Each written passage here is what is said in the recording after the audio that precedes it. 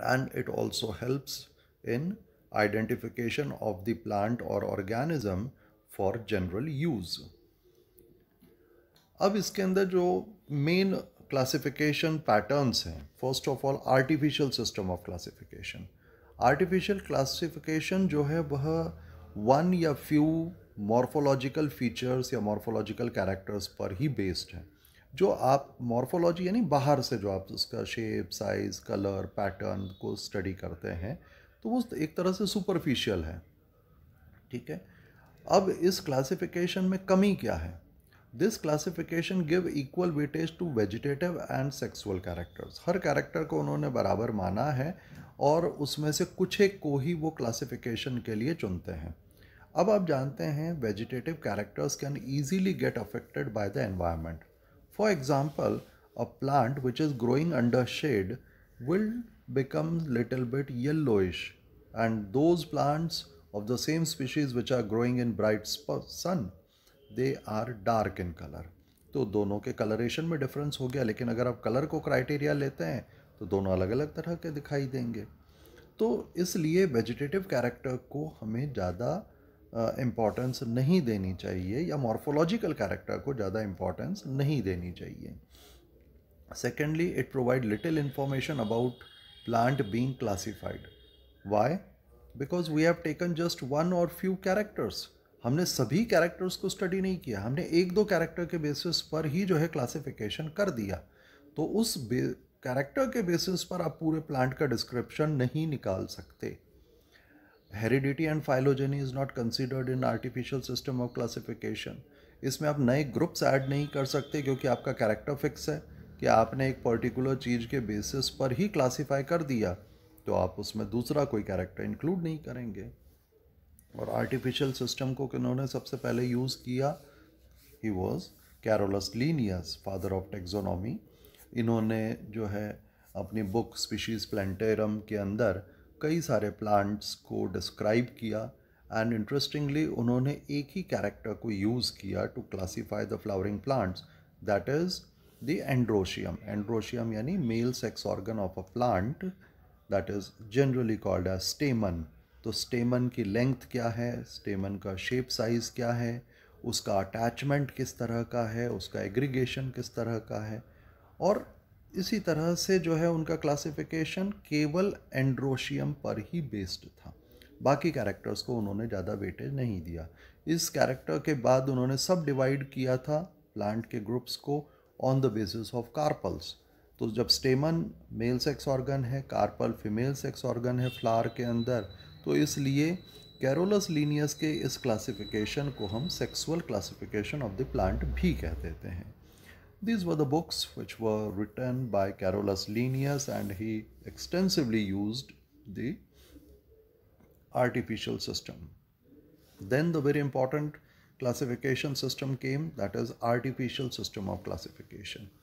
It is based on natural affinities among the organisms. जो normal relationship है तो उसको उन्होंने यूज़ किया, और साथ ही साथ उन्होंने न केवल एक्सटर्नल कैरेक्टर्स यानी मॉर्फोलॉजिकल, बट इंटरनल, जैसे ultrastructure of the cell, arrangement of the tissues that is anatomy, embryology, how the seeds and the embryo develop, phytochemistry, what are the specific chemicals are there. तो artificial system में हम all possible characters को ले लेते हैं, चाहे वो internal हो या एक्सटर्नल हो। So it is comparatively a good classification because we get a scope to include new characters, to use these characters for classification. And artificial system of classification was used by George Bentham and Joseph Hooker, and this classification pattern is also used in India. They were Britishers, and when they were in India they used this classification. So we still follow the artificial classification system. We follow the Bentham-Hooker classification system, that is natural system of classification. So what is the difference between artificial and natural? Artificial is based on one or few characters, while natural is based on all known characters. In artificial, we cannot add new information in our classification scheme, but in natural system we can add the new characters whichever we deal with, whichever we come to know, उनको हम जोड़ सकते हैं. Artificial classification system के अंदर evolutionary relationship को tackle नहीं किया जाता, बट नेचुरल के अंदर we can include it. Artificial classification system एक तरह से फिक्स्ड है, क्योंकि आपने एक कैरेक्टर को पकड़ा है, उसी कैरेक्टर के बेसिस पर क्लासिफिकेशन किया जा रहा है. नेचुरल जो है it is not fixed, not stable, we can change it as per new informations. And artificial system is very difficult, क्योंकि जो कैरेक्टर आपने चुना है उस कैरेक्टर को प्रॉपरली समझने वाला व्यक्ति ही उसको क्लासिफिकेशन कर, उस ऑर्गेनिज्म का क्लासिफिकेशन कर पाएगा. लेकिन नेचुरल के अंदर it's easy to understand because there are lot many characters और सिमिलैरिटीज़ उनके बेसिस पर निकाली जा सकती हैं. Then came the phylogenetic system of classification. Phylogeny is evolutionary relationship in which we not only deal with the living organisms but also with the ancestors. तो इस तरह से इसके अंदर जो है हम पुराने जितने भी लिविंग ऑर्गेनिजम्स रहे हैं और उनके प्रेजेंट जो रिलेटिव्स हैं उनकी एक लीनिएज, वंशावली बना सकते हैं. और जो आप देख रहे हैं यहाँ पर कि भाई जो कॉमन एंसेस्टर 1 2 3 का था उससे 3 स्पीशीज़ डेवलप हो गई, 3rd स्पीशीज़ डेवलप हुई, और फिर जो कॉमन एंसेस्टर 1 और 2 था वो कुछ समय तक जिंदा रहे और उन्होंने फिर 2 अलग अलग तरह की स्पीशीज़ बनाई हैं. तो इस तरह से आपने एंसेस्टर्स को भी इसके अंदर इंक्लूड कर लिया. फॉसिल्स के बेसिस पर हमें ये जानकारी मिल जाती है. और फाइलोजेनेटिक क्लासिफिकेशन का बहुत अच्छा एग्जाम्पल जो है वह एंगलर और प्रेंटल नाम के वैज्ञानिक ने एंजियोस्पर्म फ्लावरिंग प्लांट का क्लासिफिकेशन इसी बेसिस पर दिया था. उन्होंने 23 books related to known plants की जो है फाइलोजेनेटिक सिस्टम के बेसिस पर क्लासिफाई की थी. और फाइलोजेनेटिक क्लासिफिकेशन में हर ग्रुप को हम जो है क्लैड कहते हैं, और इवोल्यूशनरी ट्री जो बनता है यानी जो ब्रांचिंग यहाँ पर डेवलप होती है उसको हम क्लेडोग्राम कहते हैं. Next is numerical taxonomy. जैसे जैसे हमारी नॉलेज बढ़ रही है नंबर ऑफ कैरेक्टर्स भी बढ़ रहे हैं और उस बेसिस पर हमारा क्लासिफिकेशन पैटर्न थोड़ा सा कॉम्प्लेक्स होता चला जा रहा है, क्योंकि नंबर ऑफ कैरेक्टर्स बढ़ रहे हैं. तो हम क्या कर रहे हैं, उन कैरेक्टर्स को एक कोड असाइन कर देते हैं, एक नंबर असाइन कर देते हैं और कंप्यूटर में वो फीड कर दिए जाते हैं. तो एक सॉफ्टवेयर की मदद से सिमिलर कैरेक्टर्स यानी सिमिलर नंबर या कोड्स वाले कैरेक्टर को असेंबल किया जा सकता है.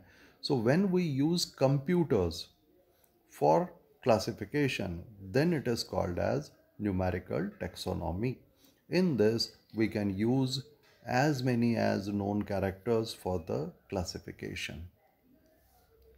Then जो हमारे पास जो इसका रिलेशनशिप का डायग्राम बनेगा on the basis of numerical taxonomy is called as phonetics, and the scientists who used numerical taxonomy were Robert R. Sokal and Peter H. Sneath. इन्होंने जो है इस काम को किया था. Then cytotaxonomy, cyto is cell.